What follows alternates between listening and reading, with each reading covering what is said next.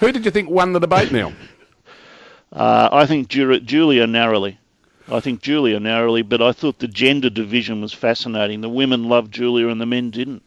Yeah, I wonder whether there was an alternative explanation for that, in that, does it mean that women love Julia Gillard, or does it mean that women don't like Tony Abbott? Well, that's right. There's a bit of that too. Look, we have Graham Richardson, 3AW's political commentator, on the line, so I believe. Graham, good morning. Good morning, Neil. Okay, well, was it a waste of time? Did we really learn anything? I think we learnt nothing. If you've been on Valium, it looked to me like Gillard and Abbott had been on it as well. I mean, it was so staged, so scripted, and both of them were so desperate not to make a mistake.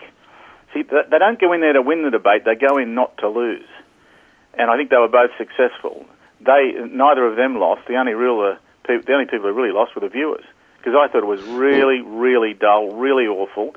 I don't think any of us learned a thing out of last night's 1 hour, and if you were undecided before, you'd still be undecided, wouldn't you? Well, is this the future of the campaign, that we're going to be so sanitised and careful that we're really not going to get anything? But I think that's how it's been in the first week.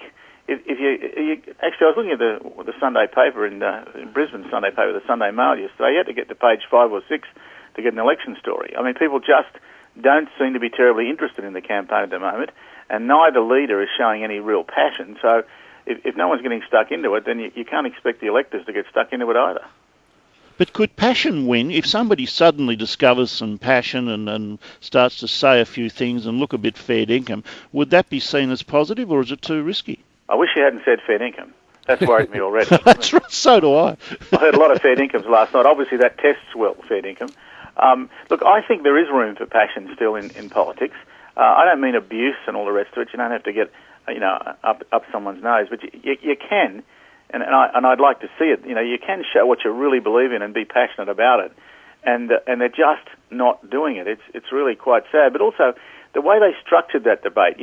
Leaders aren't allowed to interrupt each other and all this sort of stuff. If you feel passionate about something, you want to get stuck into someone under those rules. All marks of Queensbury. I mean, you think they're going to break out cucumber sandwiches and a cup of tea during it? It's so nice, isn't it? It's just so nice. Richard, it's Ross Stevenson here. If they are so risk averse, if both of them are risk averse in this particular election, does it in fact favour one rather than the other? Well, I think the problem for Tony Abbott is it obviously favours the incumbent or whoever's in front. At the moment, every poll has her in front, so he needs to change the equation. And to change the equation, I think he actually needed to score some points last night to have a win. Now, I mean, I heard Neil say that he thought Julia narrowly won. I don't think I could pick a winner out of last night. I thought it was 6 of one, half dozen of the other. But I think if anyone needed last night to be a big score, it was Abbott. But I think the problem for him is twofold. One, he has a reputation for being too nasty, so he's toned himself right down, very careful not to look aggressive. And I don't sort of blame him for that, really. I suppose he needs to. The other problem you've got is, of course, when you're attacking a woman, it's a little bit difficult for a bloke. How far do you go? Where's the line? When do you cross it? And he hasn't been able to work that out yet. So I think last night it just looked like two boxers who never were throwing a punch, just intent on defence. Well, Graham, is there any chance at any stage in this whole campaign of getting any fair income policies? I said it again, any serious policies? No, yours and Buckley's. I think at the moment the sparring that you're seeing is going to continue. I mean, look, I hope this all changes, Neil. I'd love to see a real debate. I'd love to see a real clash of policies. I'd like to see them really getting stuck into each other, and then we could all make up our minds at the end when we've had a real contest. But I don't think you're going to see it. Rich, inherent in what you're saying is that, if I read it broadly, is that Tony Abbott is being poorly advised. Put yourself then in the position of being his chief advisor. What would you tell him to do in the upcoming week?